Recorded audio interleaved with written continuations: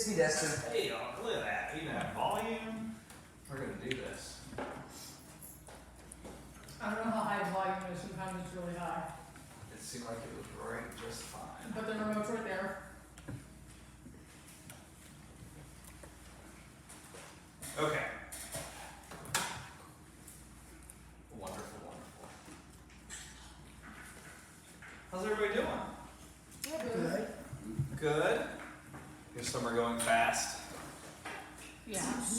Yes. There are some new faces and some regulars. I won't call you old. Regulars. So who's seen me before? You're new. You're new. 3 newbies. Okay, I need to hear your names. Yes, ma'am. I'm Venus. Hi, Venus. Nice to meet you. I'm Paul. Nice to meet you, Paul. Nice to meet you. I'm Cheyenne. Cheyenne. Nice to meet you. I'm Justin. Justin. Okay, I can do this. Venus Planet. Cheyenne, Wyoming. And just in time. I have like name dyslexia, I think. Like I cannot remember names to say. I was gonna say, but do you know the rest of our names? No, they're gone. Just kidding. Okay. So Kylie and I talked a little bit about adding some things, and I came up with the name Restoring Trust in Relationships That's great. in Treatment. So really what we're going to talk about today is just that connection and relationship we want to make with our clients, with our patients, with our individuals that we work with, whatever we want to call, label, quote unquote them. So for people who don't know who I am, my name is Paul Mancha. I'm Vice President of School-Based Initiatives with a company called Laurel Life. I drive all over the state of Pennsylvania doing, developing trauma-intensive programming with school districts. So kids that are coming in with a lot of issues in their home life, circumstances beyond their control, a lot of carrying behaviors, things like that. So what's beneficial about this is I've done a lot of things throughout my career. I've done in-home therapy, I've worked with adults, I've worked with kids, I've worked with family dynamics, family systems. So a lot of the things that I talk about are relevant.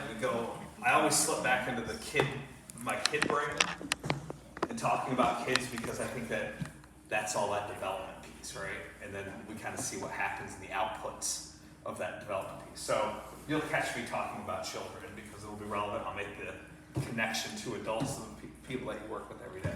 Okay? Mm-hmm. All right, here we go. So, I didn't want to do a bridge, so I did the cliff story. Okay, so there's a book called Trauma Stewardship, and it's written by, I have to look at her name because I always forget it, Laura Vanderloot. Okay? Highly recommend everybody buy this book club time. Okay? So it's about understanding the individuals that we work with and all of their stuff that they carry around with them, and how their stuff impacts our stuff. Right? So we all have had adversities in our life too, true? Right? Life's hard, that's a whole part of it, right? It's a challenge, it's tough, it's difficult, right? Bad things happen to good people, okay? And all those kinds of things. And oftentimes when we work with people, sometimes that reminds us, and sometimes we get frustrated with that, right? Like, why can't you just make a better decision, right? I would have made that decision differently. Well, maybe you wouldn't have if you had that in their same circumstances, right?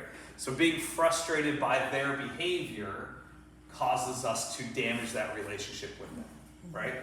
And when we talk about treating individuals, the number one thing that we can do is what? Who remembers? Listen. What's the bigger picture of listening? What do we need to have with that person? A relationship. A relationship. Right? So every time they look at all these evidence-based treatments and all the practices, the person that's delivering that evidence-based treatment has to have some sort of competency and relationship with that person for it to be effective. Right? So if I didn't have a relationship with Kylie and I stood up here and I just said, you need to do A, B, C, and D, and she's like, yeah, whatever, dude, you're full of crap. That's how treatment would go. But if we had a connection, I said, let's do A, B, and C together, there's much more buy-in, there's greater outputs and outcomes following it. Does that make sense? Yes. Okay, so we're going to preach a lot on that relationship today and understanding our own reaction to people when they start pushing our buttons. Because people in the helping field that we treat know our buttons. Right? They're acutely aware of our buttons. That's part of their skill. Right? Yes. We all know this. Right? Okay, so part of that is understanding where we are and recognizing where we are in the helping treatment field. So we're going to talk about a couple things today. We're going to talk about like our own ability to not get burned out and roasted and toasted by this field. Right? That's one of the big things post-COVID is getting people back into that ramping up and starting again. Right? We're seeing a lot of people drop out of education, a lot of people drop out of treatment. Like I can't find a licensed therapist to save my life. Right? Right. Facts. Correct. Can I find a psychiatrist to save my life? No. Probably not. No. I will give you $300,000 a year to come write prescriptions for people, and I can't find one. Right? It's wild. Like, why did I make that decision? I know. We're not like, When we were still on school. right? Somebody tell me this 25 years ago. Hey, ding dong, learn how to do math better and go to med school. Fake it till you make it. Right? Whatever. So, back to this book. So, trauma stewardship, it's wonderful. In the very beginning of the book, she talks a little about like that, the perspective that we have in dealing with people that do risky things. Right? So I work with a lot of kids that do risky things, right? From like 5 years old to 18, right? They do wild stuff. And then their parents do wild stuff, right? And you have to put it all together and be like, oh my gosh, why are they doing this? Right? It's hard for us to understand. And as you've been doing this for a long time, you start becoming immune to it. And it starts becoming your life, that expectation that they're going to do risky, dumb things, make poor decisions, hurt themselves, hurt others, etc., right? So recognizing that part of us is super important when we talk about that. So in this beginning of this book, Laura is at the Bahamas. Okay? They're standing on a cliff with her family and the sun setting. Right? And there's like 20 of them on this big family trip. And everybody is like, this is so amazing that we all got together, that we all get to be here on this like random cliff in the Bahamas watching the sunset. Sounds wonderful, right? So this is what she starts thinking. I wonder where the nearest trauma center is. The hospital. I wonder where they would land the helicopter. I wonder how many people have actually jumped off this cliff. So she can't put herself in that moment of peace, serenity, and calmness. She's already thinking about all the horrible things that will happen. Now imagine, do we don't go down that road sometimes? Yeah. Right. Like, and that's exhausting. So then you're doing this and you're working with people for 20 plus years, and where are you? 10 years, 5 years, 1 year. Where are you if you're not checking that and understanding where that is and finding that ability to separate from that? Finding your ability to separate from that allows you to treat people in a better way, true? Yeah, because you're going to be so worn down, and that next person's going to come with the same problem you've seen 100 times, and how's your response going to be? Oh, here we go again. Right? Instead of that connection you need to make with that person that they actually need that help and that assistance right now. So judge free zone, how many people feel roasted, toasted, and burnt to a crisp? Sometimes. Yeah. Like it's hard, and you put yourself in these mindsets, you're thinking that way, right? Like I drive all over the place, so I have a lot of like quiet time, and it's like dangerous, so it's like podcast, right? I need to distract myself because I start going down the road. What if the school district doesn't sign this contract? I have to lay off 5 people, right? What if this happens? What if this goes on? What if what if I'm not doing all those kind of things start building up, right? That what if stuff. What happens if these kids aren't making the progress that we want them to? What if my staff, right, aren't implementing the things that I want them to in an effective manner, right? That's going to be hurting all these kids that we're tasked to protect and help, right? So all these things are happening over and over in my brain, so that's what's going on. Okay. So we're going to talk a little bit about that. We're going to talk about what it means to kind of separate there, and what's kind of the next thing we're gonna talk about? Think, pair, share. Okay. So I want you guys to pair up with the person next to you. 2, 4, 6, 8, 10, 12. Perfect. Okay. And you're gonna answer these questions, and then we're gonna talk about it as a group together. So we want to talk about being an effective helper. Okay, because everybody in here is a helper, right? We all have a role. Some are therapists, some are, I don't know, office staff, some are HR, some are tech people. We have a chef, Yes, we do. right? So the number one helper, right? So all these things. So give yourselves a couple minutes. Come up with the top 5 qualities of an effective helper that you guys feel is important. Okay? And then we'll talk about it as a group. Ready? Go.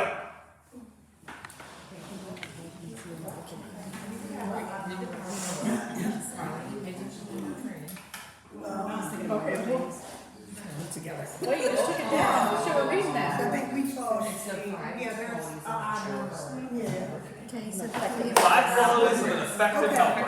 brainstorming this qualities. So what are I'm going this way. what's the qualities of an effective helper?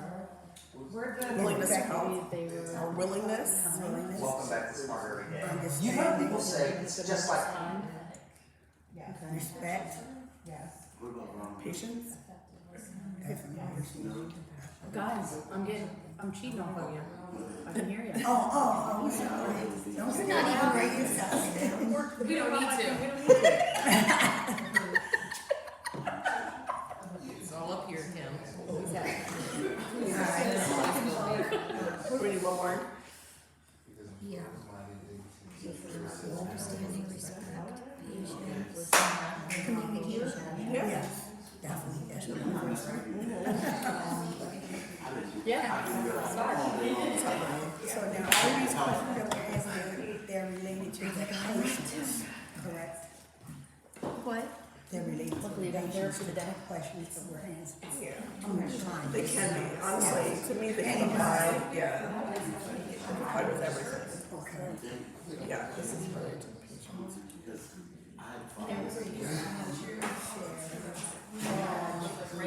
And then you put on the seat of the sign and stuff. I did have my massage. That's a good helper. That's a good helper. And they got a really nice seat to sit on. Nice They can chair. listen better. I can't tell better in that. Maybe we should have meetings in our office then. Well, I gotta get a different chair because mine's like sitting on a piece of wood. Sit on Well, I'll my sit chair on and see a what chair and see if I like it. Because I would make them. mine's zero to, oh my gosh, when I took my seats out, my chairs out, put the new chairs together, and just trying to sit on the chairs. And I did it, and I said, it's pretty terrible. That's mine. That's why I got a new one. That means that they are. You know what I'm saying? Yes. I'm sure it's the same, because they're moving up at the same time. I'll take it. All right. I think everybody's got their list together. You guys okay over here? Okay. Great, stuff like that. All right. Let me hear some of your stuff. I will. We have compassionate, empathetic, and effective listener, emotionally regulated, and resourceful as far as like, resourceful, knowledgeable as far as like if you're trying to help them with something and know, That's a good one, Diane. point them Good somewhere, job. know what you're helping She's them making with. us all look bad. Killing it. Way to Very go, good. Jen and Diane, okay. Go ahead. Availability, Ooh. communication, trust, honesty, open-mindedness, being able to follow suggestion, and positivity. Way more than 5. Way more time. I know, but he did it. Great job. I mean, he added them on. I just wanted you to know that. It's okay. Overachievers. Go ahead. So, I mean, what we had that we haven't heard yet is, just the patient's willingness, to help a certain group of people, and I said like balance, but as far as like the helper, like they need to be balanced as far as like a healthy work-life balance in order to be an effective helper for the community. Great. Or not trying to do too much for them. Oh, we'll talk about that too. Yeah, it could be both, yeah. We said the same thing everyone else did. I don't have anything else to add. Willingness to help, understanding, respect, patience, and communication. Because you don't always know someone needs help if they're not communicating it. Or understanding, being attuned, remember that word, our attunement word? Being attuned to when they're trying to communicate that, but not being an effective Right. communicator to you. Right. Right? Being able to understand that. Go ahead. I think one important one that we kind of overlook is intimacy. And that's, in order to help somebody, you got to meet them where they are. So sometimes you have to share those personal things to make them be able to open up to you. Because it's a difference talking to somebody and talking at them. So in order to help me, I feel that you have to be able to trust you. So if sometimes you have to become vulnerable in order for that person to Using gain your trust. all the words. I said vulnerability, you said no. We have a disagreement over here. I like it. Well, he rethought it. Good job. Your turn. So, I don't think he said anything We said everything that everyone else has already said. Okay. We didn't have any new, Any new? no, Profound. not like chef over there. So how do we do with this? I think you guys like nailed all these things.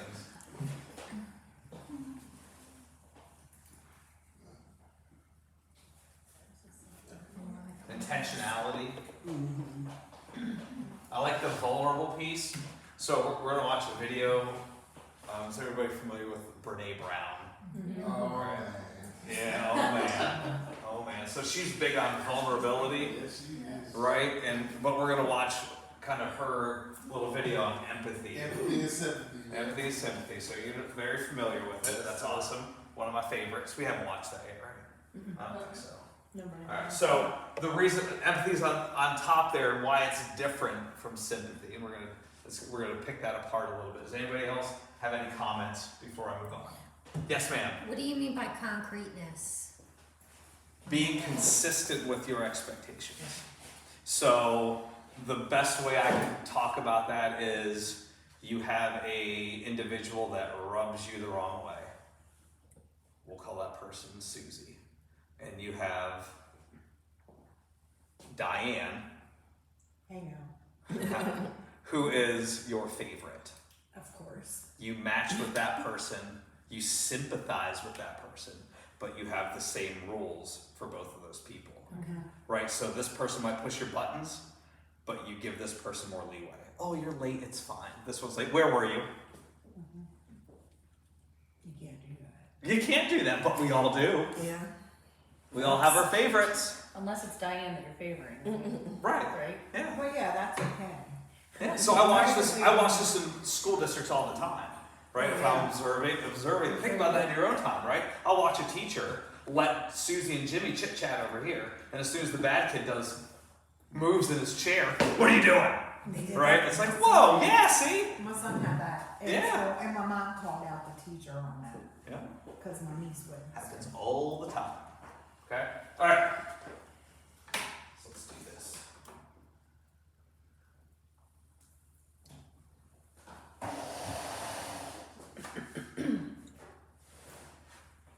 It's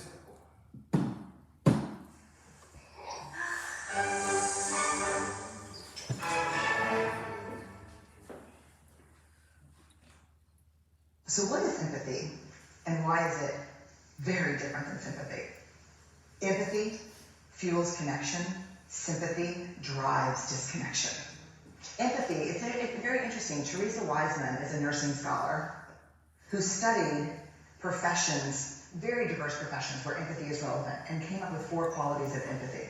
Perspective taking, the ability to take the perspective of another person or recognize their perspective as their truth. Staying out of judgment, not easy when you enjoy it as much as most of us do.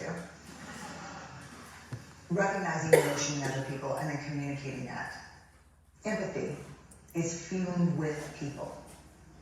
And to me, I always think of empathy as this kind of sacred space when someone's kind of in a deep hole and they shout out from the bottom and they say, I'm stuck, it's dark, I'm overwhelmed. And then we look and we say, hey, I'm down. I know what it's like down here. And you're not alone. Sympathy is, ooh, it's bad, huh? No. You want choice, and it's a vulnerable choice, because in order to connect with you, I have to connect with something in myself that knows that feeling. Rarely, if ever, does an empathic response begin with "at least." I have it, yeah. And we do it all the time. Because you know what? Someone just shared something with us that's incredibly painful, and we're trying to silver lining it. I don't think that's a verb, but I'm using it as one. We're trying to put the silver lining around it. So, I had a miscarriage. At least you know you can get pregnant. I think my marriage is falling apart. At least you have a marriage. John's getting kicked out of school. At least Sarah is an A student. But one of the things we do sometimes in the face of very difficult conversations is we try to make things better. If I share something with you that's very difficult, I'd rather you say, "I don't even know what to say right now, I'm just so glad you told me." Because the truth is, rarely can a response make something better. What makes something better is connection.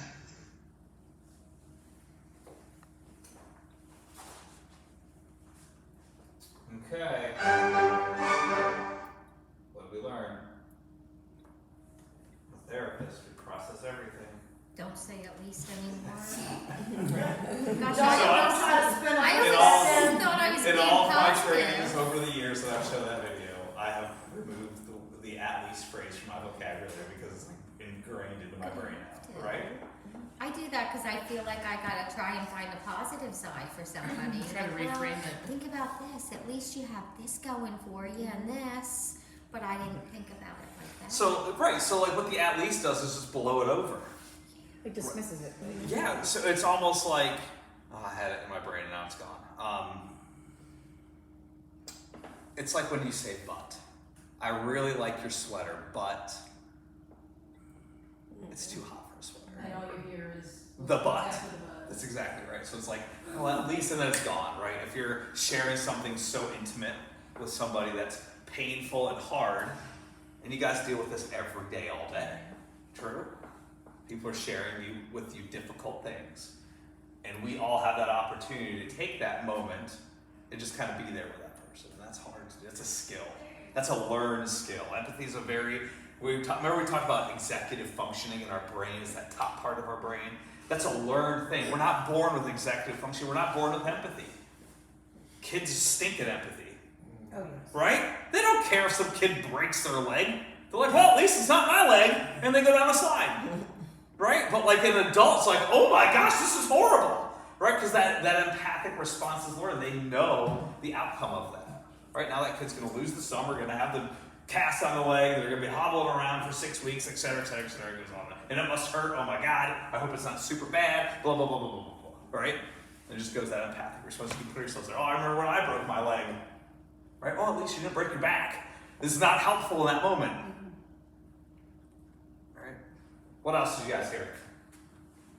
I kind of picked up one of my biggest things that I always thought about with this is relatability and experience. Like if I break down to you and say, hey, I just lost my mother. If you haven't lost your mother, it's kind of hard to be empathetic to somebody for the simple fact that you haven't lost your mother, so you really can't identify with that pain. Mm-hmm. You know, so that's why I think some people may think they're being empathetic, but they're just they're still dismissing it because they don't know that hurt. Mm-hmm. And I think that's where it gets misconstrued with the empathy versus sympathy thing. Mm-hmm. Because I think sometimes you have to go through something in order to be able to put yourself in that other person's shoes when you're listening to it. That's why I guess she said, sometimes not having a response is a lot better than having one. So if you don't have a response, you're not dismissing it, but more active listening. Yeah, it's like, thank you for sharing that with me. I'm here for you. Is more powerful than that sympathetic response that is, oh, I sent you some flowers.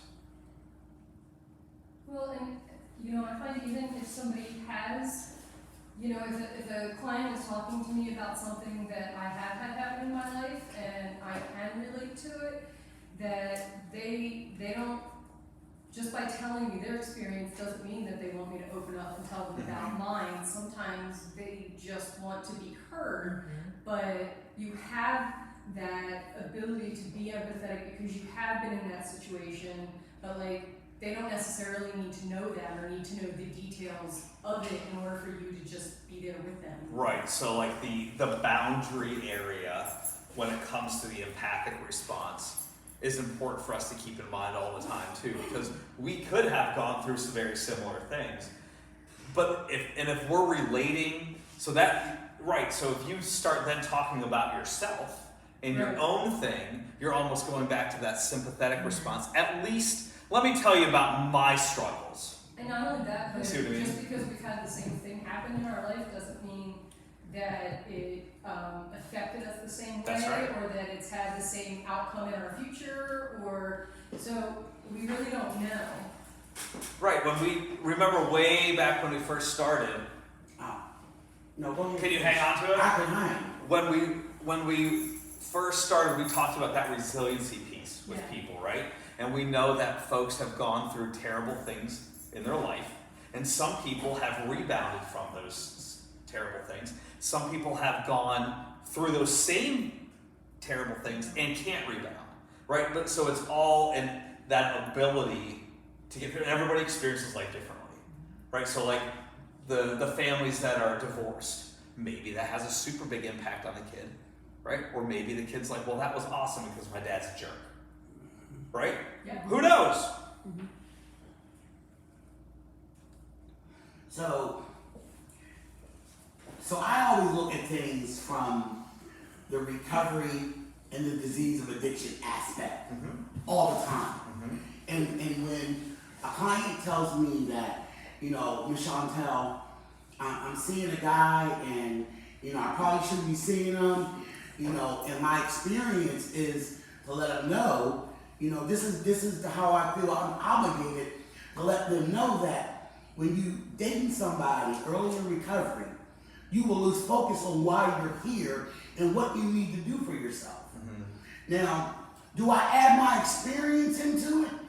Of course I do, because the outcome, the majority of the time, it's never good.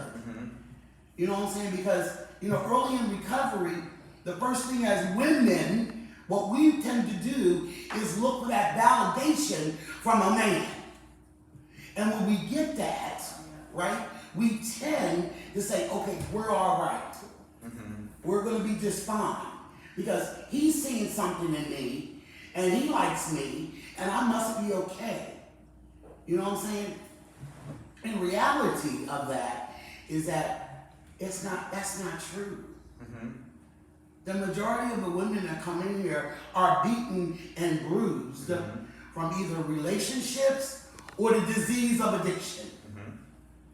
You know what I'm saying? And my experience has been is that when you keep doing the same thing, you're going to always keep getting the same results. So when I add my story on, you know, things, I'm saying it because, not because I want you to hear my life story, it's because I'm telling you because I want to help you. And maybe you'll change your mind, or maybe you'll make a better decision. So that's where I'm at with that. Well, and I wasn't in any way saying that we shouldn't ever share with them. I just think that there's times that it would benefit them to know something about our experience, and times that it's just kind of like us wanting to be like, oh, I want to be heard too, because I went through that too. Because I think there is a time that sometimes we can say something about our own experiences that can help them make a better choice. For sure. It's recognizing those times and doing those things. And if that person's ready to hear that also too, right? Because when we talked, we went through like that motivational interviewing, a little bit of that kind of stuff, right? Is that person in that stage of change right now, or are we just caught up in that reaction, right? Where it kind of has you beautifully outlined. When you're first starting the treatment, you're seeking validation for that, and that's part of that pattern, right? And that's the part of the pattern you guys are all trying to disrupt, right? And change that a little bit. And if they're ready to do that, because then sometimes what happens is clinicians turn into advice givers, right? And the advice that's given is rarely heard, right? That person needs to like accept, and they need to come up with that advice themselves. Like they need to verbalize to you, being in a relationship is a bad idea right now, right? And that's that moment of change. Suggestion. Yeah, sure. And I'm not saying, right, nobody, I don't think anyone is like, Just a suggestion. for sure, go ahead. But I mean, I hear both the sides, but what I kind of think is, it's not what you say, it's how you say it. So right there, it clearly says knowledge. So if I'm being empathetic with you, my knowledge is my experience can come off as knowledge. I have knowledge in this field. Like me, I'm a chef. So if I teach culinary to somebody, they're not going to disregard what I'm saying because they know I'm knowledgeable and I have knowledge and experience in this field. Right. So advice doesn't always have to come off as, it could be me coming off as just giving you knowledge and teaching. Mm-hmm. So hey, if you do this, 9 times out of 10, it's going to result in this. Mm-hmm. And that's what I think we have to, instead of people passing off things as their opinion from their experience, passing off as knowledge. Mm-hmm. So do it in a teaching form rather than a I feel like this form. Mm-hmm. Because when you start something to say I feel like, in my mind I already know that's your opinion. Mm-hmm. Because you're telling me something based off of emotion, where knowledge is based off of logic. So it's logical that in these situations, these things tend to happen. Rather than, I feel if you do this, this is going to happen. So that's your knowledge versus opinion. Mm-hmm. And I feel people accept knowledge more than opinion. Yeah, the way that we're talking about it is like it's semantics a little bit, right? Like the changing of words. So I like the feelings are attached to opinion versus we want to teach somebody a different way, right? Part of our job is to recognize when they're ready to understand that different way, right? That goes back to like that piece, and those are those baby steps that we take with our clients. Well, it's really easy to get into advice giving because we come across very similar problems, issues with the women again and again and again. Mm-hmm. So Right, you just see the pattern over and over, and you're like, what are you doing? yeah, and it's really easy to just be like, Right, turn this way, don't go left. That's bad that because way. I catch myself doing it a lot too. Yeah, I it's- have to back up and be It's like, a this is their first 100% time doing it. human thing to do. Yeah. I Right. also think though that there's a difference in the role. Like your job, Chantal, is peer support, so that's really part of your job is your That's true experience too, that yeah. you've gone through and kind of letting them know I've been there, I've done that. Like that's an important piece to it that they're not going to get in a session. It's just a difference of how They you're get that gonna coach. holistic view Yes. of it, right? I think that's fair. Anybody else? I was just saying this morning that somebody told me something that was going on in their life. I said, I don't even know what to tell you because I know nothing I'm going to say is going to make you feel any better. And believe it or not, I started saying that because of funerals after my mom passed away because I can't stand when somebody says I'm sorry when people die because it's not your fault. Mm-hmm. And I realized that when people pass away, nothing you can say is gonna make anybody feel any better. So I've been trying to practice that when people talk to me about stuff that's horrible because I've said more than once I don't have the magic words to make you feel any better, but I'm here if you need to talk. That's that connection piece that's important and powerful, for sure. I literally just did that. That's this morning. amazing. That's great. We good? Okay. So when we talk about listening and hearing people, there's always the sandwich, right? I had to make sure the sandwich was in there. How we're doing those kinds of things, right? When somebody's telling you those, and obviously this is a review, you guys are all very knowledgeable and professional, but sometimes we need a reset or need a review and a refresher of things that we're looking at. Are we always attentive to what the person needs? Try to be. Yes, we are. Yeah. What if you're busy? I was gonna say, no. What if you have 10 things that Kylie's got she's out there crushing you guys on, right? I need these things done. And you're in a house full of people that need stuff. I try to be, but there's plenty of times there's my client that's talking to me and I say, wait a minute, what, I didn't hear you. Like if they're still over here and I'm trying to do something over here, like I don't lie, I tell you I'm not listening. Yeah. Anybody else want to share? Be vulnerable. Be vulnerable. I know for me, from all aspects, like I try to be, and I think I'm good at sometimes looking at someone and acting like I'm listening, but I'm really just worried about what I have to get accomplished. And I can tell you, I do this a lot at home with my kids. When I get calls from my team and they're talking to me like, hey mom, and I'm doing them, like, fine, just forget it. Like that's, I've had that more often than not lately, because I can't do it. I thought I could multitask, it doesn't exist, you really can't do it, but I try. But I can tell you no. We went over multitasking, didn't we? Yeah. That we can't do that. Yes. It's impossible for our human brains to multitask. Yeah. I have clients that at times will tell me that I come off cold or standoffish, and you know, a lot of times when they go through, you know, whatever situation they have in mind that led to this, it's earlier in the day and they haven't fully come down and started their day yet, and I'm trying to get work done. And so they come and they just ask her one quick question, and I turn my head and I answer it, and then I go back to what I'm doing. And you know, I'm not intending to be cold when I'm answering them. I'm just not being attentive. I'm not turning my focus completely on them. I'm looking at them, answering them, and then going back to what my focus actually is on. And I've had to really make a concerted effort to stop doing that because of how, you know, the clients that have come to me and told me how it makes them feel and how it alters our relationship, and then to make more of an effort to actually stop and take a breath and look at them and be like, hey, what's up? Yep. It's hard.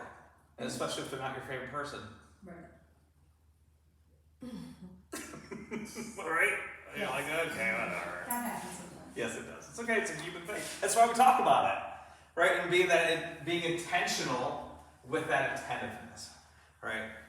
Having time and realizing that whatever you're working on can wait 3 minutes and be attentive to that person's needs.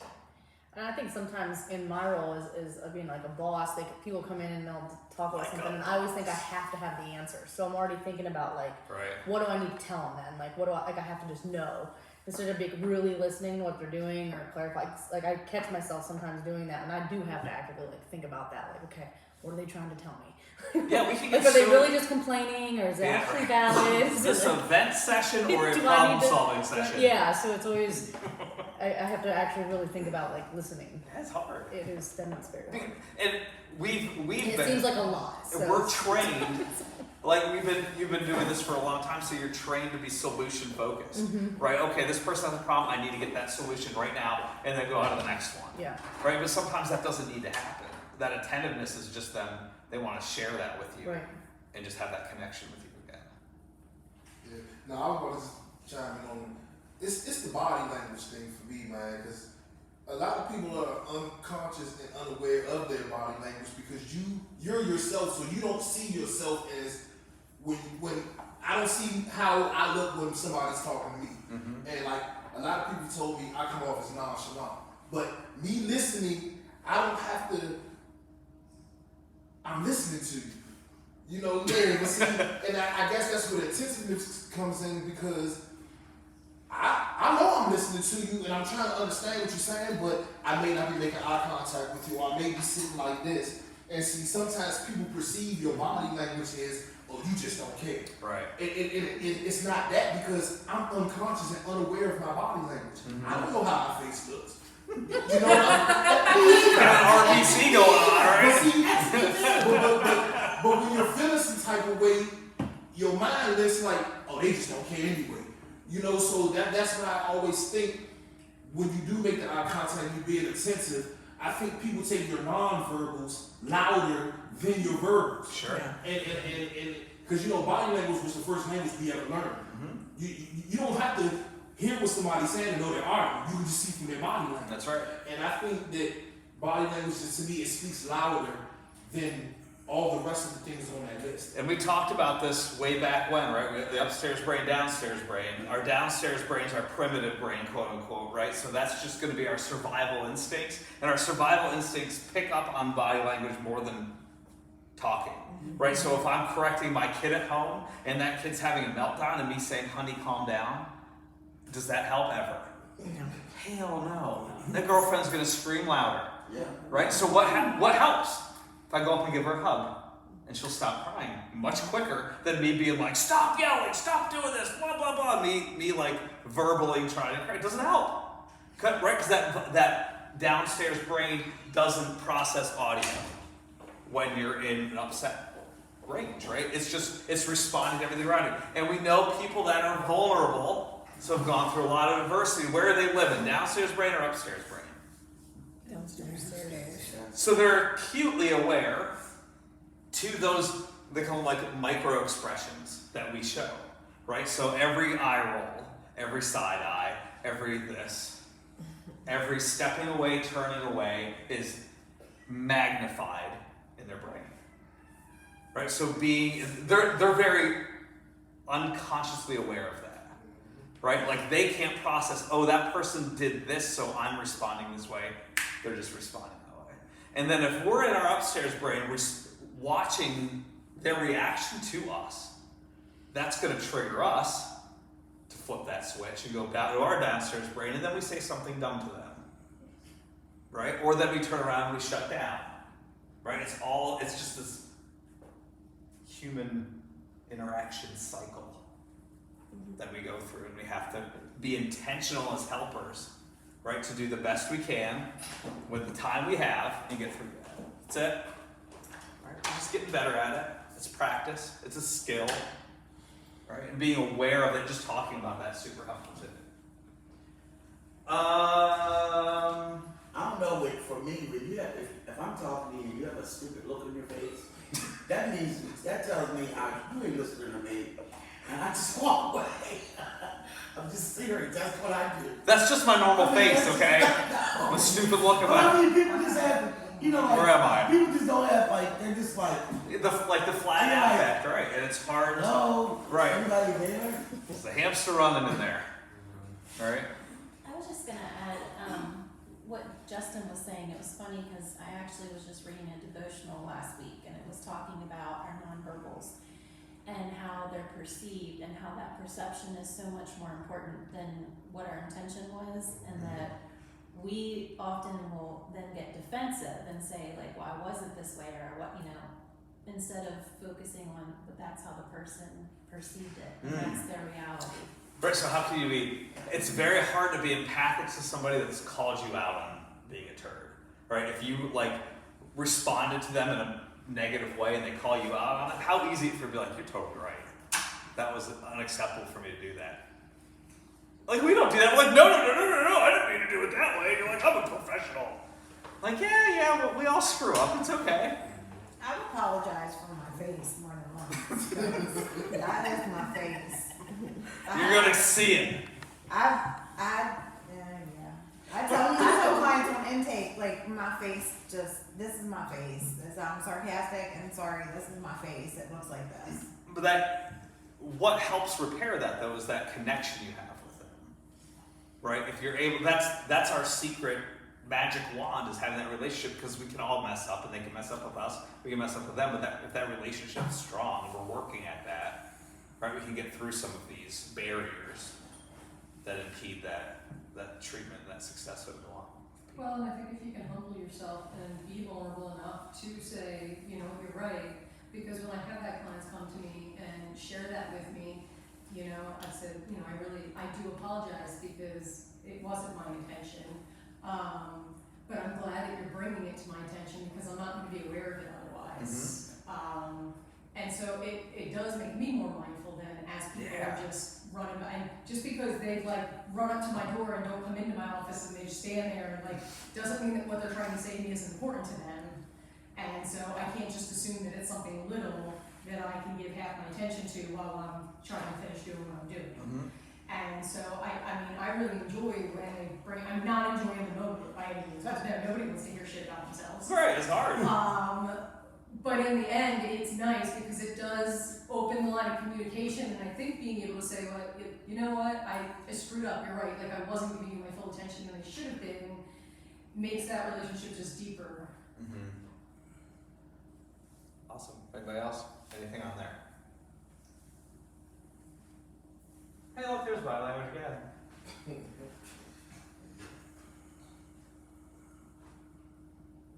So, anything on the door openers that can help like diffuse a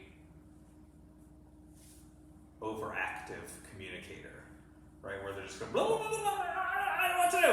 Okay, let's talk about that. All right, let's start somewhere. There's like that no advice zone. And we're talking about different things when you're saying, as that peer support role, the advice zone is going to be, you shouldn't do that because. Right? And that's like that therapeutic. It's really hard to stay out of that in therapy land, right? Because they're telling you things, what are you doing?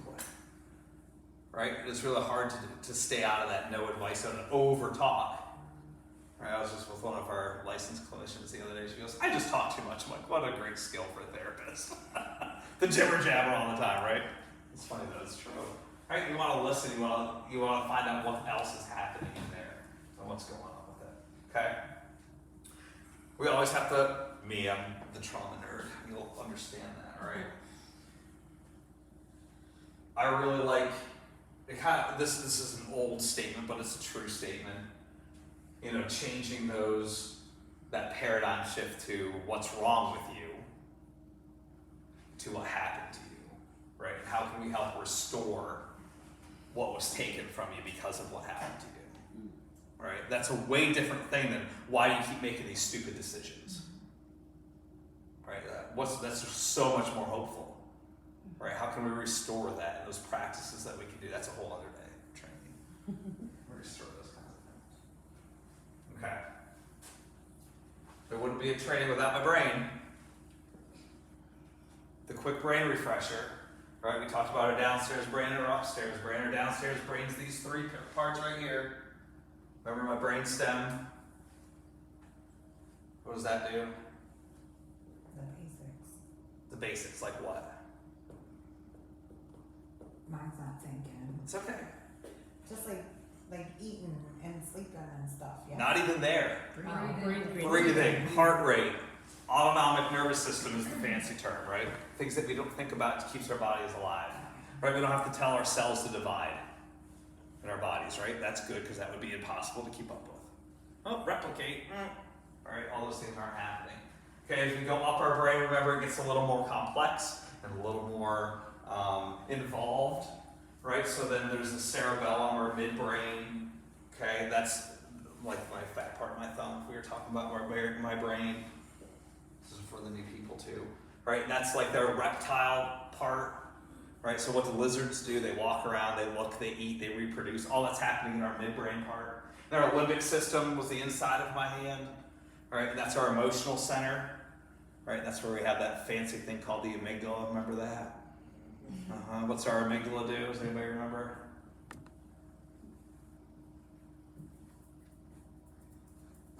Wait on Kim. I'm staring at Kim. I was thinking about the oblongata. Yeah, I'm a dual oblongata. Am I Mom saying always that says that. Isn't that the sensory, the feeling, or is that the hypothalamus? We'll get there. So you have your amygdala, and the best way to remember that is like your smoke detector, right? It's constantly looking and judging things around us. That's the fight or flight guy. It is. Yeah, so it's going to turn on that system. Remember hypothalamic pituitary adrenal axis? Is that the dopamine part? No, that's the nucleus.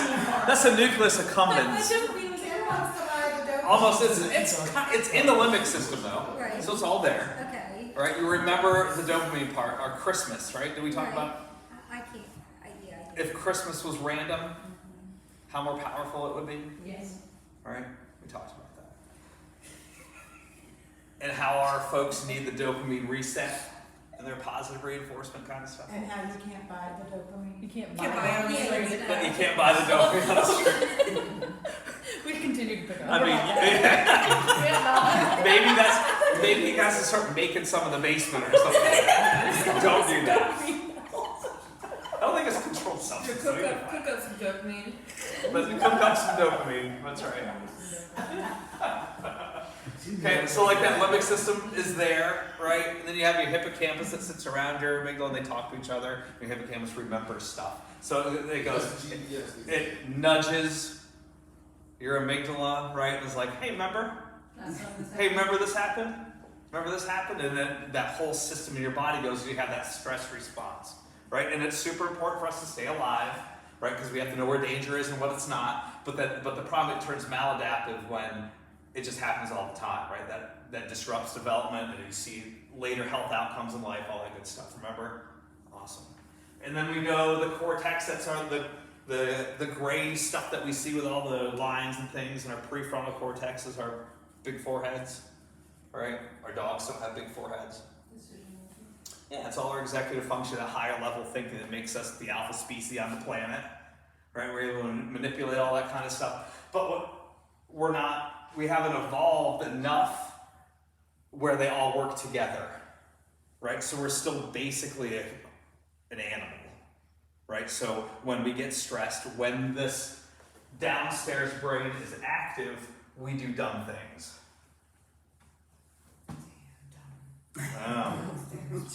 The downstairs brain. Pretty much, right? You're just turning into a lower level species and saying dumb things to your significant other that I do every other day. Right. And I don't do it when I'm happy. I do it when I'm irritated, stressed out, anxious, hungry. Right, all those like basic needs are not being met for me, and I take it out on the people that are around me. Right? Because my downstairs brain is overactive. That's what you guys see all day long here. Right? They vibrate. We'll get there. We'll get that to a little bit. We'll keep it. Cool? Good refresher. Remember how it impacts all of our body systems too? So that toxic stress is there. Right? I talked about all the adolescent boys that I had in their homes and they're all pooping their pants. Remember that story? And I was like, why are all these like 13-year-old kids have digestive issues? And they're like Crohn's disease, IBS, all this kind of stuff.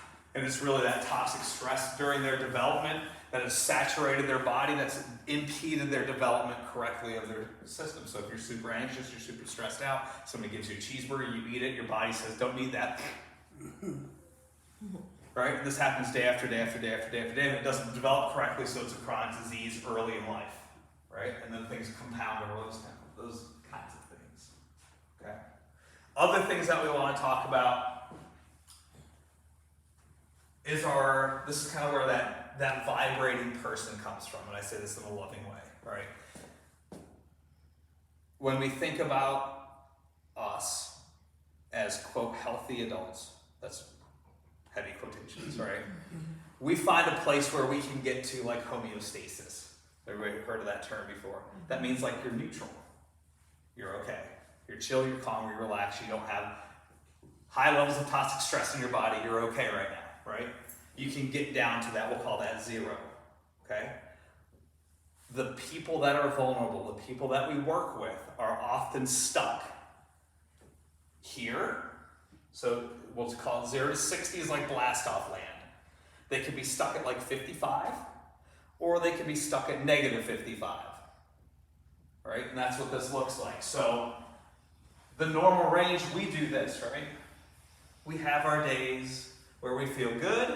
We have our day, like we're like super excited. We're gonna clean the house. And we wake up and we clean that house and we crush it. And then like the next day, maybe we're just like, yeah, I'm not doing anything today. All right, that was enough. Okay, right? And then the next day you're like, whoop, these damn kids making too much of a mess. Better clean up again, right? You're finding yourself back there, and it has that kind of that range. But where we see people that are vulnerable, they get stuck in these places. So that stuck on is like that. I don't like to use the term manic, but that's what it kind of is, right? Where they're up here. Like think of Will Ferrell as the elf. Has everybody seen The Elf, the movie? Yes. Right? He's stuck on. True? He is stuck on. That's him. Right? Do you have people in this house that are stuck on like Will Ferrell, the elf? Yeah. Christmas is amazing. What's that? Because Christmas is amazing. Christmas is amazing. That's right. So there's stuff, and then you also have folks that are stuck off. And what does that look like? Exhaustion, chronic fatigue.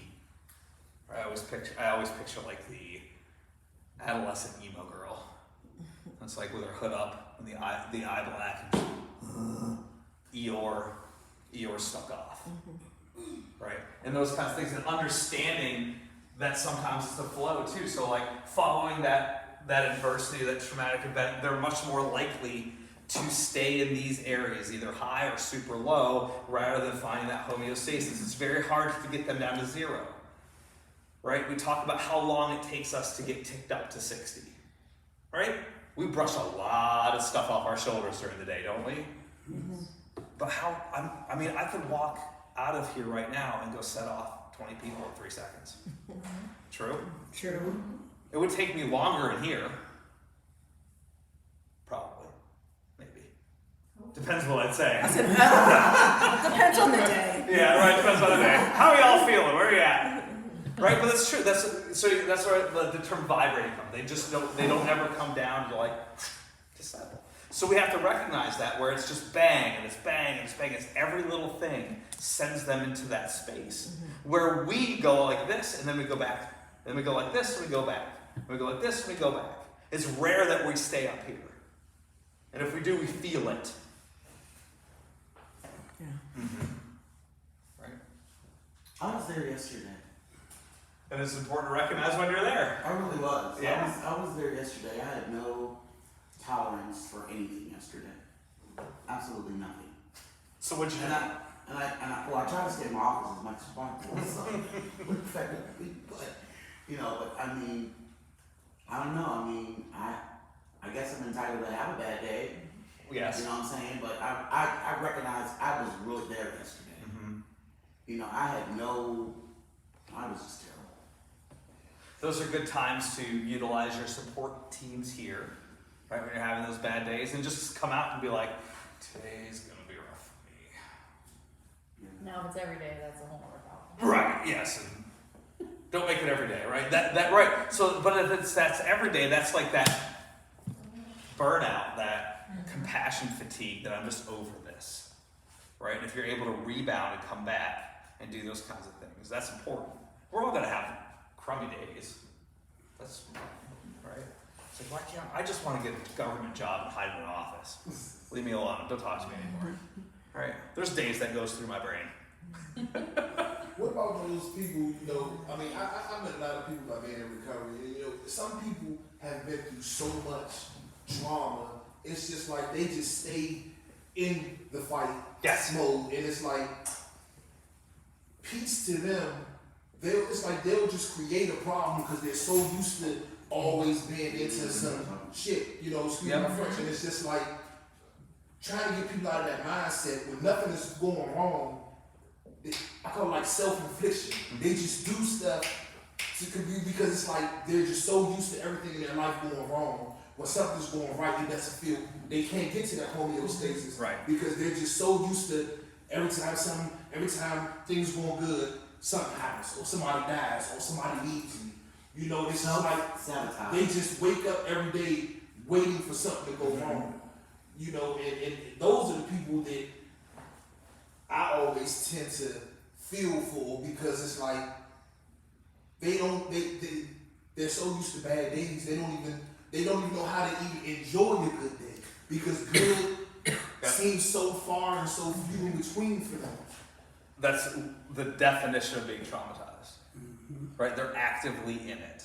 So they're not in a space where like they're recovering from that. They're actively in that physiological change in their body that is telling them, I need that stress response to get through this. Because like I shared a definition of like what trauma is. I'm gonna paraphrase it. Right? It's going on with your life unchanged, because every past encounter that you've had, you can't decipher that it's going to be the same as what happened before, right? So if I have a new relationship, I know it's going to end up just like the last one, so I'm going to go down that road, and that's where it's going to be, right? That's how that pattern works, right? It's going on unchanged, it's immutable from any new experience, because it's contaminated by that nasty stuff that you've gone through. I mean, that kind of, all right. And a lot of times it's like when they do find like a clarity or something good, as a recovering addict, I know self-sabotage You know, I used to always self-sabotage myself because I didn't think I deserved anything other than what I got. Like nobody likes me because I don't like myself. Yeah. You know, it's just a messed up mindset and mind frame to have. But some people just you can't snap them out of it. Yep. They have that. It's that we talked about this too. Is that victim and aggressor mentality, right? Negativity is contagious. Yeah, sure. We're gonna skip the video. Okay. Continuing on this path and this journey, we want to talk about like working together as a team. Right? This is one of my like hardest things to do with adults is to have them work together for a common goal. I know it's ridiculous, but it's true, right? Because I have a roadmap to treat families and kids, like me personally. I can see, okay, you can present me with A, B, C, D, E, F, G, and I can say, here's the roadmap to do that, do this consistently, positive reward, praise this, change that kind of thing, you're gonna have the good outcomes. But it's oftentimes the team that's working with them is either unhealthy or not working together, and then that kid or that family, that adult doesn't get what they need. Does that make sense? Mm-hmm. So it's super important for helpers to create that, use the metaphor, like that nest for people, right? That place that's together and of one mind, and they're able to push to those positive outcomes. So some things that we'll talk about the dysfunction first, because that's what we do, right? Are we creating a safe environment for all of our employees, the people that we're working with, right? Does it feel safe to us, but does that mean that feels safe to them? It's a question to ask. There you see some things: absence of trust, fear of conflict, lack of commitment, avoidance of accountability, inattention to results. Are these things that we all struggle with as organizations around the world? Yes. Right. So I think it's important to talk about the opposite of those things, what's happening there, right?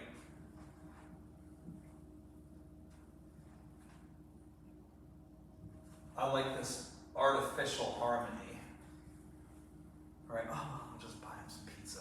Oh, look at me, I bought pizza lunch. Everybody's happy now. Yeah. You can take that pizza and shove it. Right?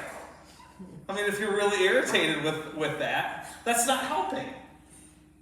Right? And it's okay to don't feel bad. I like to buy people lunch, but I don't think that's going to solve any deep issue. I mean, I hired a chef. I know, that's right. You went above and beyond. That's right. You just went a little further with it. All right, but these things can be tricky to talk about, but they're important to talk about, especially in the helping field. All right, if we are all just making a widget, who cares? Right, but you're dealing with people's lives, and we're really trying to make them better. Right? And get them to a place where they can be safe, right? And stay alive, right? It's life or death stuff. It is. Right? So those are the kinds of things that you want to talk about and look at. Okay, so some other things that you want to look at and think about, what that looks like as a team, the psychological safety. Take risks. There's that vulnerable word again. It's the word of the day. Right? Being able to put something out there that maybe half the people disagree with you on, or don't think that's a good idea, or don't value that. But then that other half of people, can they turn and look and say, I hear what you're saying, and I can see the value in that. There's a piece of value to that. Right? Are we dependable? Like, this is my thing with some of my staff, right? They abuse the sick leave policies. Right? Instead of taking off when they're sick, they take off, I just don't feel like going in today. Right? So they leave the rest of their team hanging. They're man down. And it's a constant, repeated kind of thing. Right? So being aware of that. Are you dependable? That's a big thing there.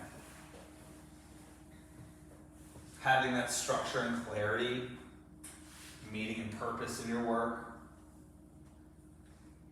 And then the impact. Do you guys feel like your work matters? Most days. Most days. That's where that burnout thing creeps in too, right? We're like, this is just pointless because I know these people are going to make terrible decisions anyway, no matter what I do, no matter what I say. Right? So these are conversations that I would encourage you to have on the regular with your teams and with your people. Right? How are you feeling? What's going on? What do you need? Those kinds of things. There was a study they did in the hospitals. Accountability for goal meeting. Okay? And what they found was if you had some psychological safety and accountability for meeting those high goals, you'd be in a learning zone. That's where you want to be. Focus on collaboration, learning, the service of high performance outcomes. They were the highest rated hospitals in those kinds of things, those treatment facilities. Okay? When you have low psychological safety and low accountability, it's apathy zone. Apathy means I don't care. That makes sense? Mm-hmm. Right? How about low psychological safety and high accountability? It's a comfort zone. Comfort zone's fine, but you're not growing in there, right? You're just kind of status quo. All right? And then if you do it, the high accountability with no safety, that's going to create anxiety, right? That's, I need you to do like taskmaster stuff. Okay? So trying to find this happy place in your system is certainly helpful. So what does evidence talk about those secrets to psychological safety?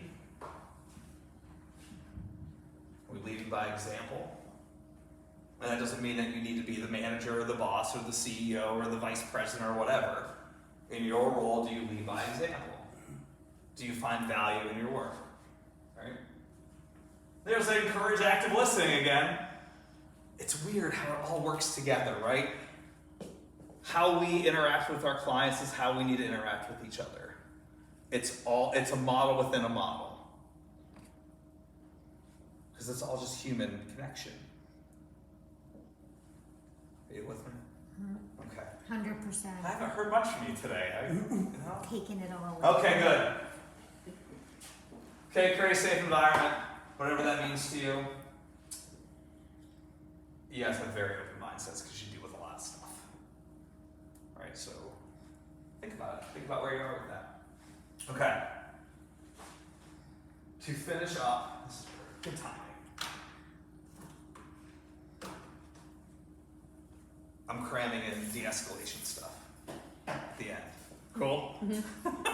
Okay, there's all our impact stuff. Now we're just going to talk about like our de-escalation patterns and things like that, and how we want to work with people like this. So, one of my favorite clips of all time. Where we get caught. You just go watch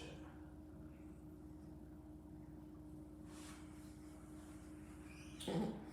Yeah, Breakfast Club is bad. It's bad. It's bad. What are we talking about? Gotta watch ads.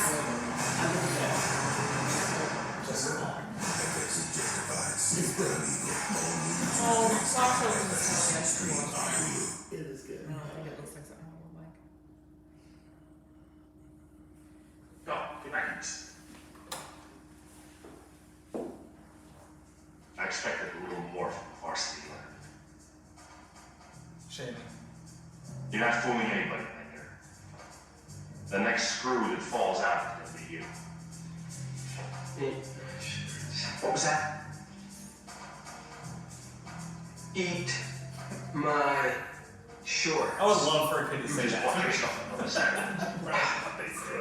You just want one more right there. Well, I'm free to Saturday after that. Beyond that, I'm going to have to check my calendar. Good. Because it's going to be filled. We'll keep going. You want another one? Say the word. Just say the word. Instead of going to prison, you'll come here. Are you through? No. I'm doing society a favor. So? That's another one right now. I've got you for the rest of your natural born life if you don't watch your step. You want another one? Yes. You got it. You got another one right there. That's another one, pal. Cut it out. You through? Not even close. But good. You got one more right there. You really think I give a shit? Another. You through? How many is that? That's 7, including one when we first came in and he asked us to join him. Now it's 8. You stay out. I started 7. Shut up, Pee-wee. You're mine, Bull. For 2 months, I got you. I got you. What can I say? I'm thrilled. Oh, I'm sure that's exactly what you want these people. You know something? You want to spend a little more time trying to do something with yourself and a little less time trying to improve. Okay.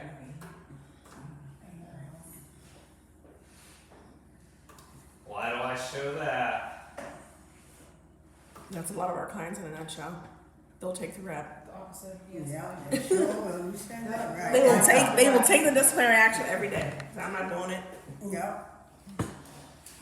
Who's getting into a piston match wasn't helpful. Yep. They'll take the action. Continuing to exalt him wasn't helpful. What else?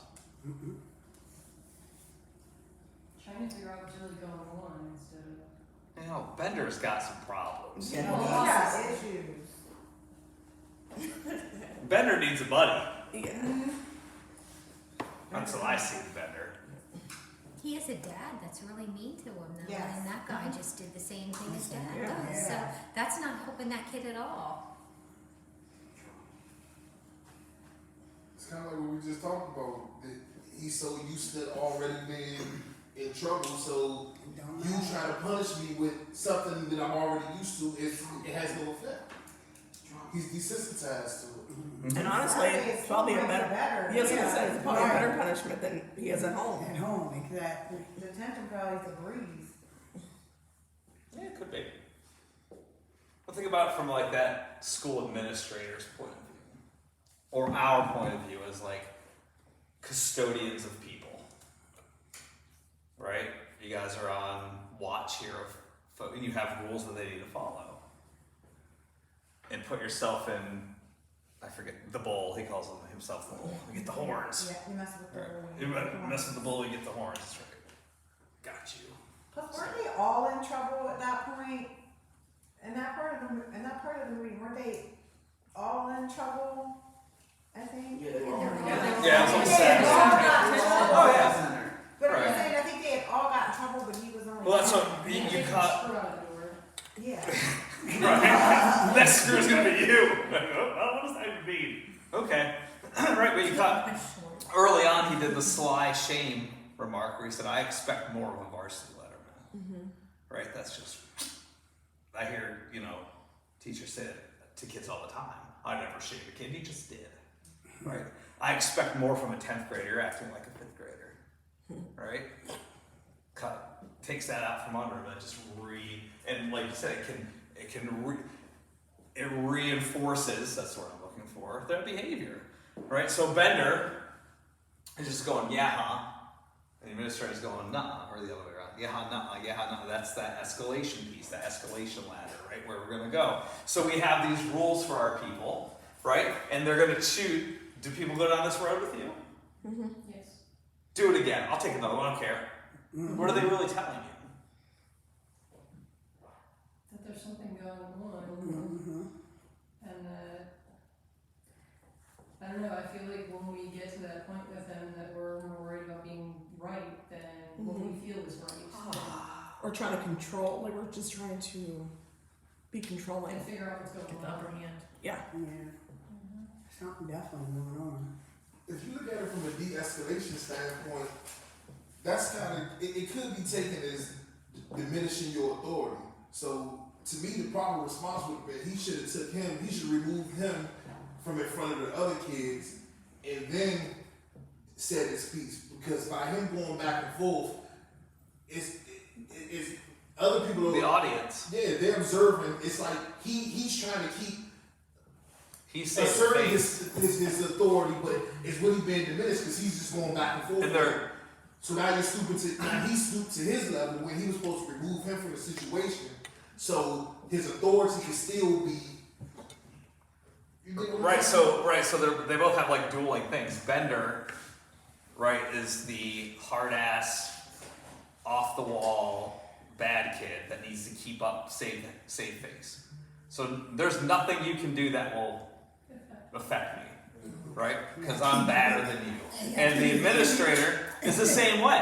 I'm the baddest administrator in the school. I'm here on Saturday detention because I'm the man and I can handle it.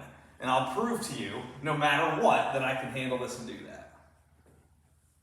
It's that power struggle. Right? They're going to one-up each other until oblivion. And they've gotten nowhere. Right? 6, 8, 9 Saturday detention is going to change Bender's behavior. Never. You gotta keep up that bad boy image anyway. He ain't gonna let other people see him crack. You know? Yeah, he'll never crack. He'll never like, I know 100 of these kids. Yes. That will never crack, and you doing this to them will never do anything different. That's right, same thing with adults. Do you have the hierarchy here of clients?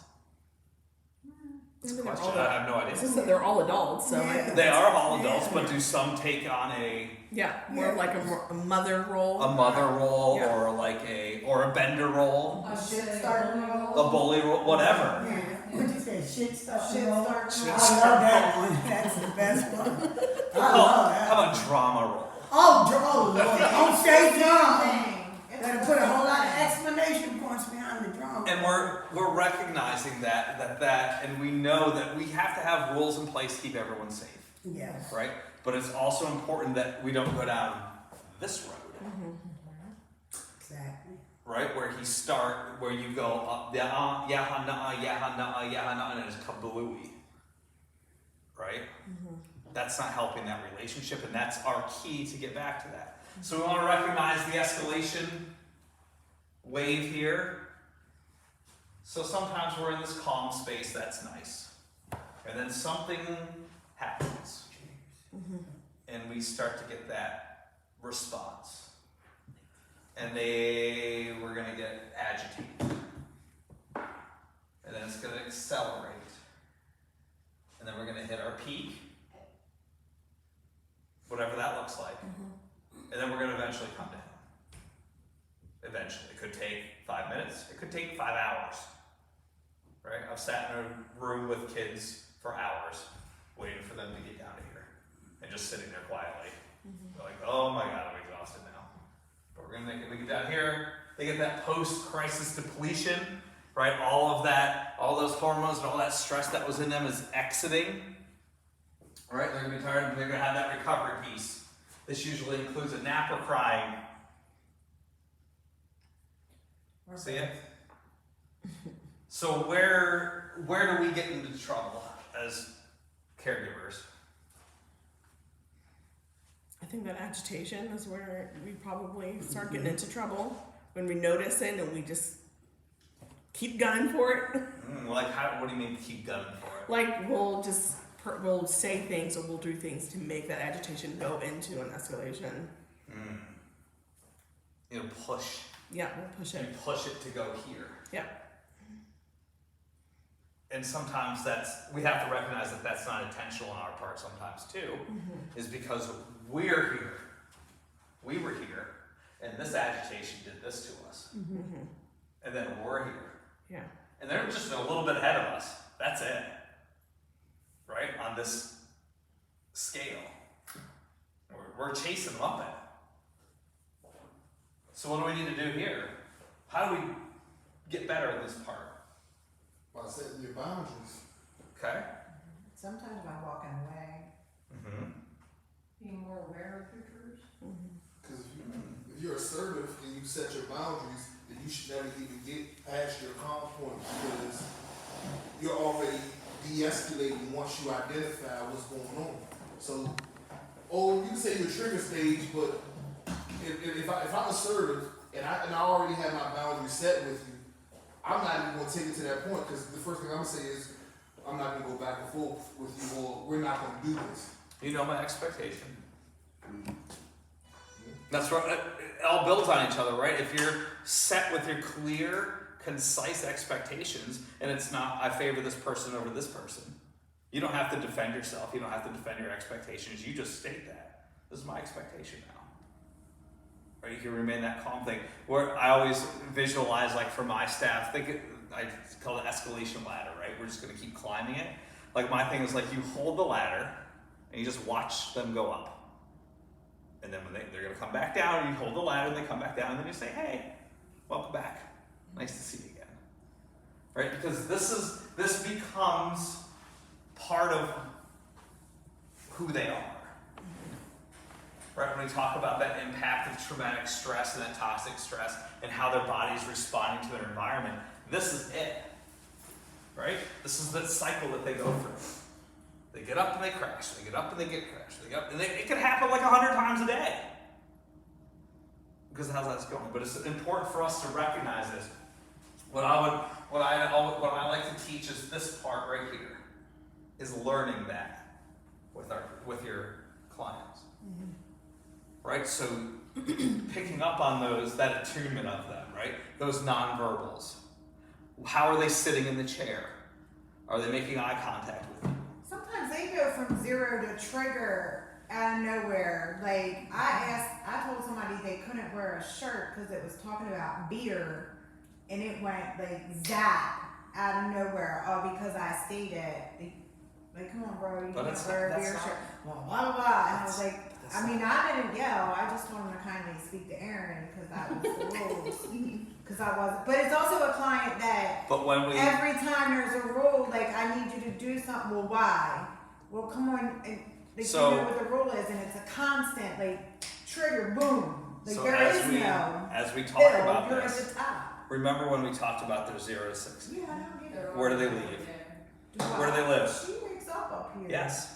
I don't argue with her. Right, so recognizing that anytime I'm going to enforce a rule, I'm going to get this response.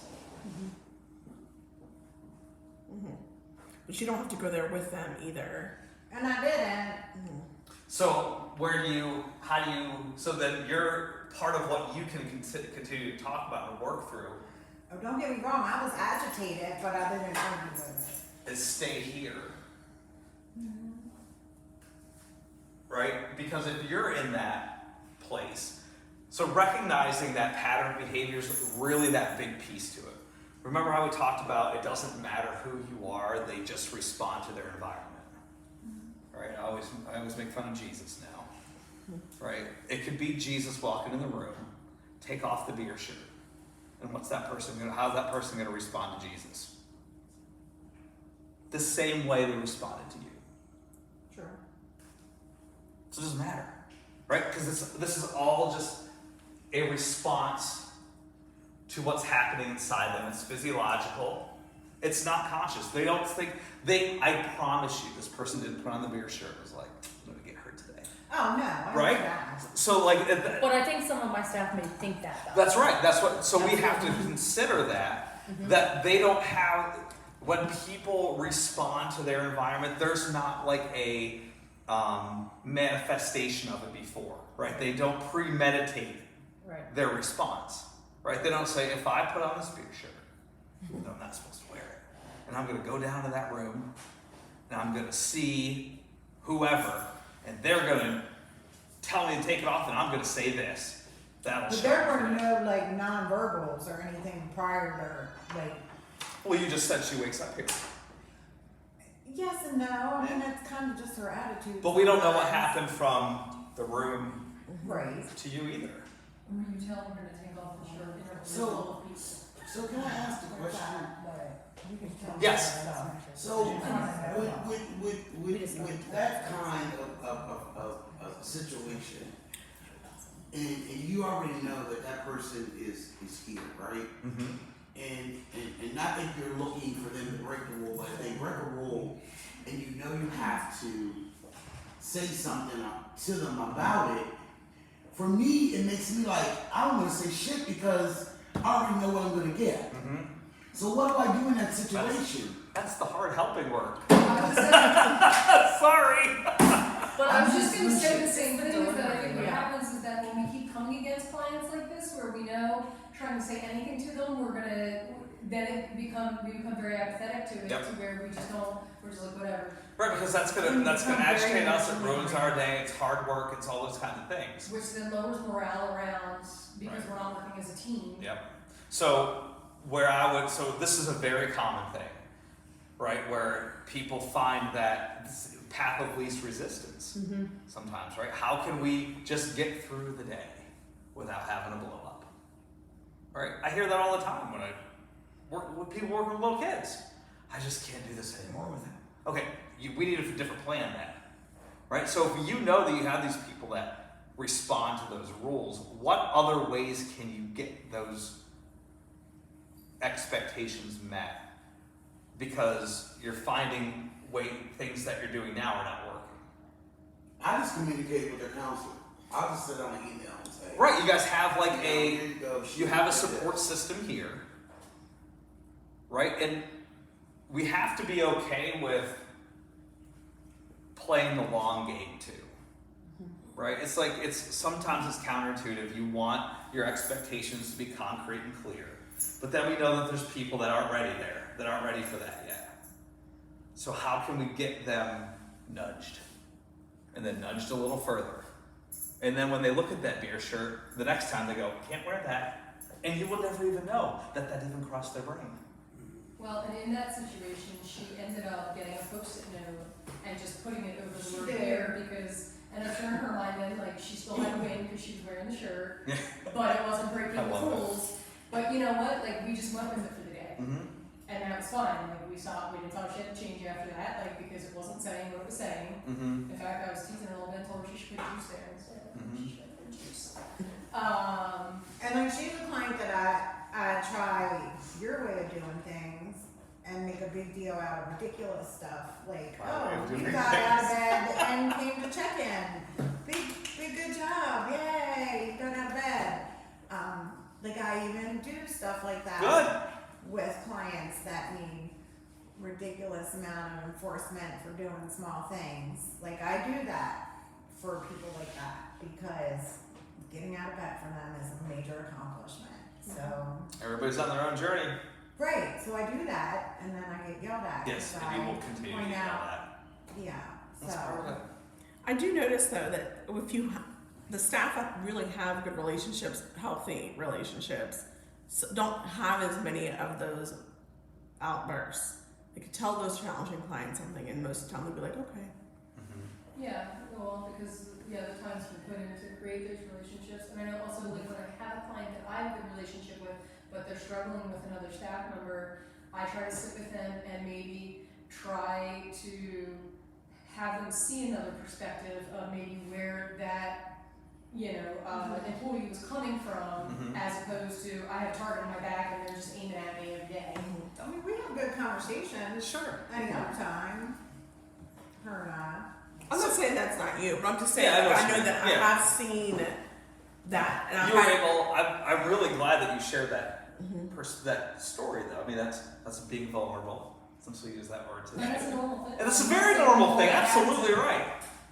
And it's frustrating. It's ridiculous. I tell my kids to do stuff all the time at home. Do they listen to me all the time? Hell no. Right? And then I get irritated and I start going up this. Right? And my wife's like, "What's the matter with you?" I'm like, "I don't know. It drives me nuts." Right? But like understanding those kinds of things and being there and just trying to stay in this perspective. But we gotta learn somehow how to not engage in the craziness when they get there. Like how the staff, because I don't have any issues with it. If someone comes in my office and they're acting nuts, I just be like, when you come back and talk to me, when you calm down. And then sometimes, they'll calm right down, or they leave and they don't come back, and then you don't hear it anymore. So I just don't know why we feel like we have to get into this fight with them about it. Like, if they don't want to do something, then say, all right, then I can go talk to your counselor about that, and she can address it. Yeah. Well, that's the thing. I mean, I think that we need to somehow know that we don't need to respond aggressively or yell at them, or they didn't wash a dish and we gotta go ape on them. Like, I don't understand that we can't find that balance. And it's okay, because maybe they never did dishes their whole life. So for them, that's not a habit that they're gonna do. Right. Until, I mean, and that's the long game. It's gonna Yep. it's gonna reinforce these things instead of just right away, we're gonna rep them, and we're gonna get them in trouble. That's we're where, gonna get- right, and that's the short game versus the long game, Right. right? You're gonna rep them, you're gonna do all those kinds of things, that's gonna damage that Like relationship. the bull, that's what he was doing. Right, you're gonna be the bull, right? just gonna You keep- just yeah, keep we nailing don't him need to be for it. like that. You want another one? You want another one? Wash that dish. No. Wash that dish. Oh, another rep. Want another one? And don't you think, I mean, eventually it'll catch up with them, and they're not gonna be great citizens in society. They're not gonna do the things they need to do to be in our program and be successful, right? It'll catch up to them. I don't know how to explain that to the team. Like, I've been telling a lot of the new people that have just come in, like, you don't have to rep them the first time. Give them a warning. Or ask them or what say, you hey, do. there's a dish in there, I'm gonna walk out. Yeah. I need you to come in, take care of that, and then when I come back, hopefully that'll be taken care of. Right? Most of the time they'll do it, so they won't get the rep, but like, I feel like the ones that are struggling are the ones that are like repping everything. Sometimes there'll be 5 reps for the same person on one night. Which I think clearly shows that that person has gotten escalated. It's Right, like, that's exactly foolish. right. I mean, that's where I always was Right. when I got to that point that I was, like, Right. Was the okay, bull just like- bull calm or was he escalated? He was escalated. Yeah. It was escalated. Right. If he was sitting at home drinking a beer, he wouldn't respond to him that way. He'd be like, "Oh, yourself, Bender." Right. Was what he would have said and walked away. Right. But he's all jacked up and agitated and giving him the horns. All right. And although we need to learn to do better, and we do, I mean, I'm not, depending on who they're talking to, they act differently. But I think They that act much different when they come to Kylie or Aaron or Mary Yes. than Yes, they do when they they're do. dealing with direct care Agreed. or even their But counselor then, at times. but then they can say, you know what? I'm not doing this with you. You can go talk to Kyla.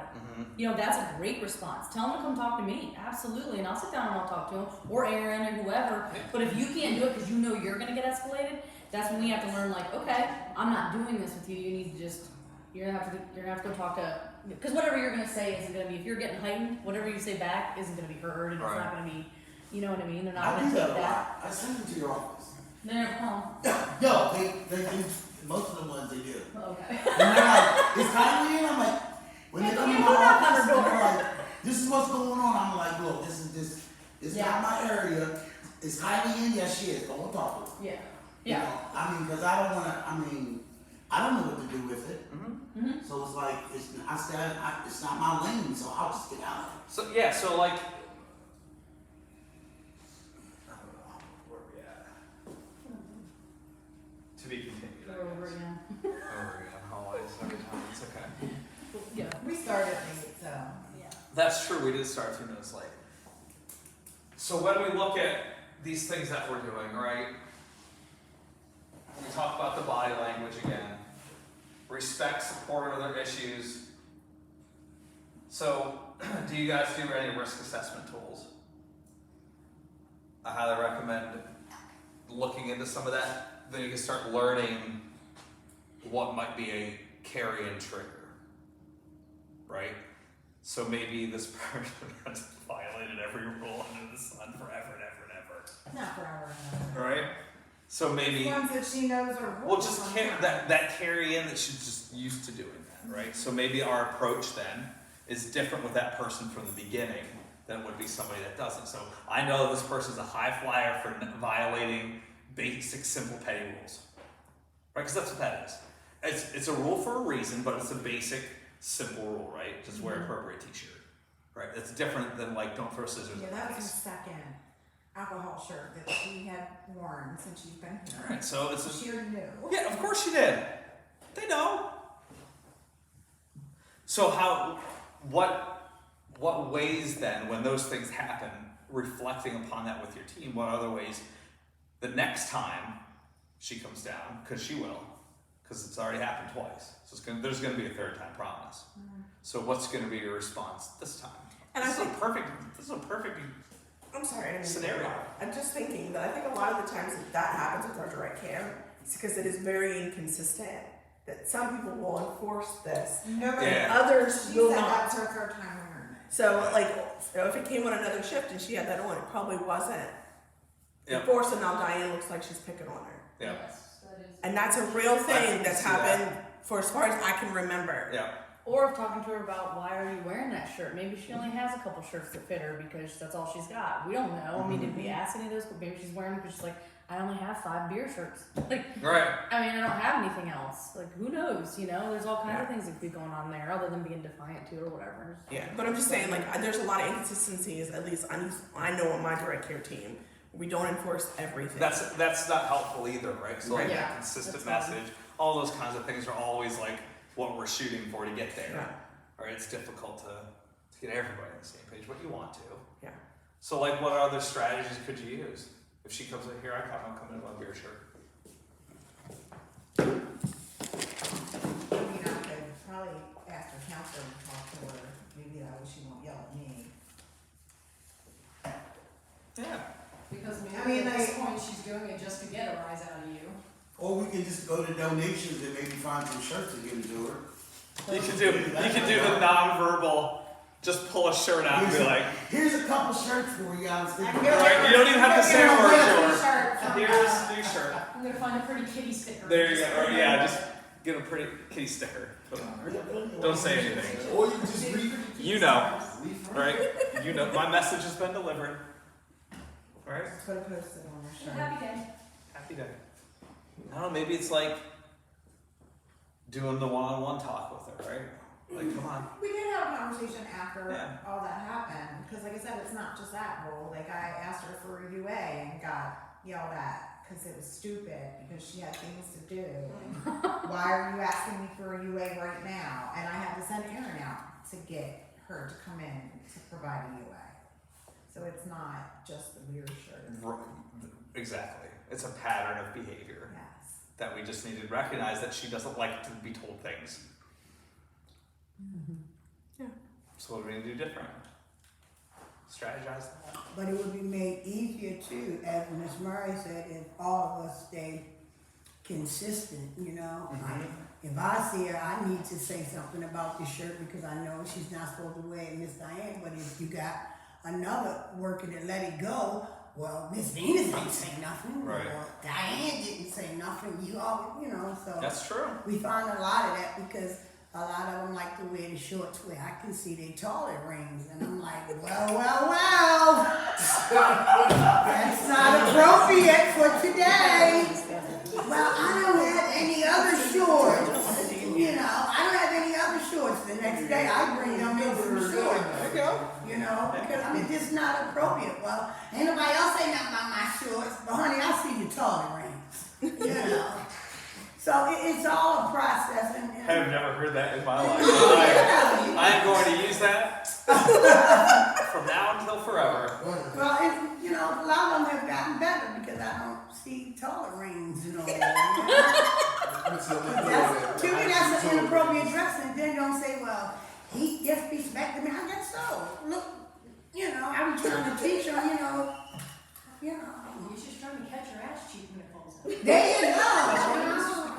So, but if we all stay consistent with the dress code, then it won't be so hard on one of us that they don't like. You know what I'm saying? So, you need more consistency among us. So to summarize a lot of what we have to recognize that a lot of the behavior that we see and that we struggle with is going to happen no matter what.